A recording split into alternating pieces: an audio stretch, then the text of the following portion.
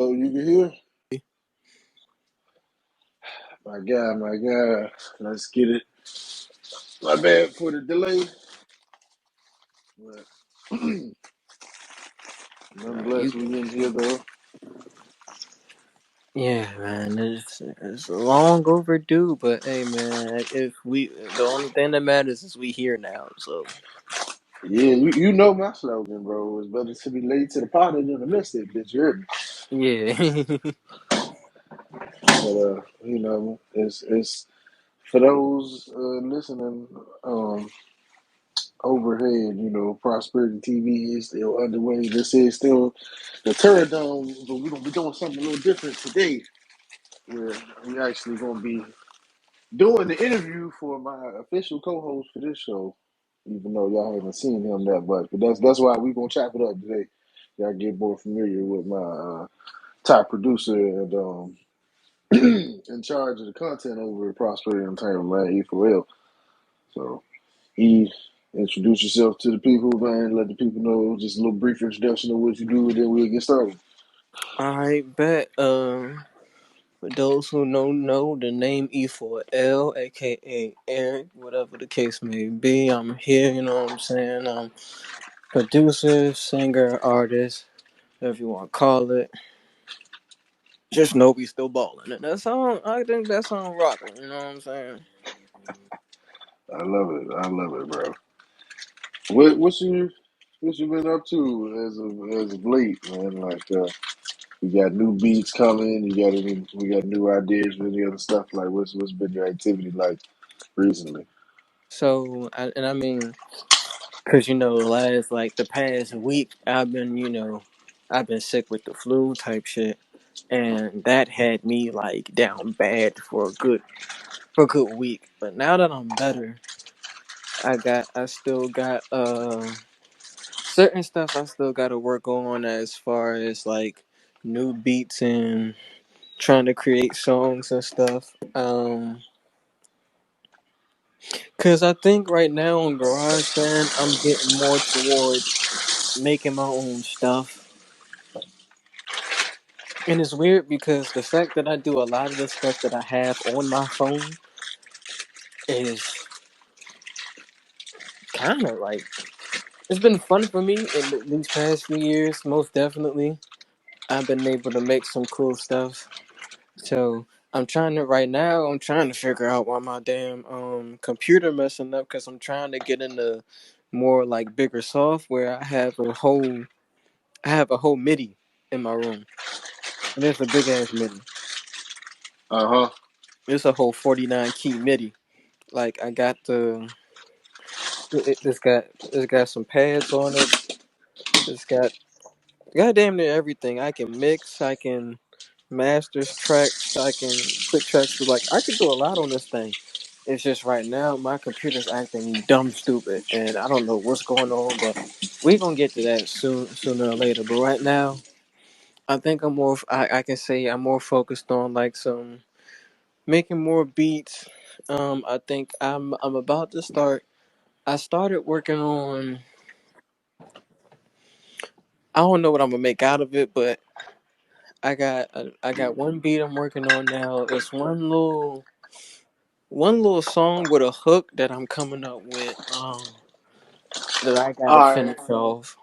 So real quick, let's go backwards real quick for those who don't know the origin. So like I'm gonna ask you, since I've never asked you this before, like on record. So when did you get into making instrumentals, bro? Because I don't think I actually ever asked you that before. So like, how did you actually get into beat making? Because when you and me was coming up, I always knew you sang. I had no idea that you was getting involved in making beats until way later. You know what I mean? I always knew you since you were maybe 6, 7 years old. I knew you were singing. Well, how did you get into making beats? So like, cause all right. So mind you, when I was 13, I started playing drums on my Okay, and as a 13th birthday gift. Actually, was drum lessons for me. So okay, and I understood. I understand that you started singing in the church originally, right? Yeah, so Did so you play the drums in the church as well? so here's how weird it is. So as a kid, it started off with I started off in a choir as a kid. So we were singing in a choir, and then from choir it went to learning how to play the piano. But I was still in choir. I was just taking piano lessons, if that makes sense. Word. Okay. So Yeah. Yeah. yeah.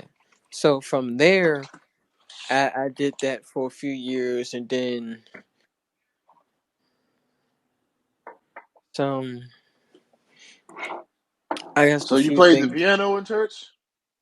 Uh, so what happened is I did like what I would do is let's see. So I was taking piano lessons at the time, and we at our church well, like some churches do, they have youth activity nights. So youth activity nights, the youth come out and from different churches. They have different churches, and they all show their talents, stuff that they can do.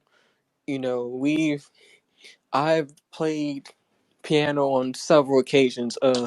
Me, Lawrence, and Lorenzo even did a gospel go-go joint at one of I these. do remember that. I remember that Yeah, because I remember they invited me to come through for that joint, bro. that was that. I ain't gonna That lie. was at that church over there, like across the street from my block, right? Across the street from B&J's. When we did that, no, when we Or did was that, that that was at Victory Chapel? nah, that was at Pleasant Grove because I go to Pleasant Oh, Grove okay. up at, you know what I'm saying, and that's down Bryan's Yeah, Road. yeah. So that was at you guys' home church. Yeah. Okay, got it, got it. I don't know why I thought it was somebody that threw a gospel go-go right over there across from 1500 where I used to stay at.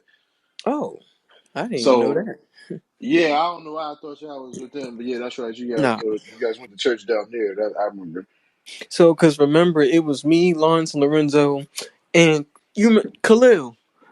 Yeah, Because, shout out to my boy Khalil, man. Shout out to Loyalty Band, man. yeah, facts. Shout out to Loyalty Band because Khalil, I actually seen Khalil came in the store a couple of times. We'll talk about that later. Yeah, Um, I seen bro last year in the liquor store last summer. We was chopping it up. And I think he had a show later on that night, matter of fact. So yeah, big shout out to him, one of the original musicians from the area that, played music. You cause I know you played music, he played music as well.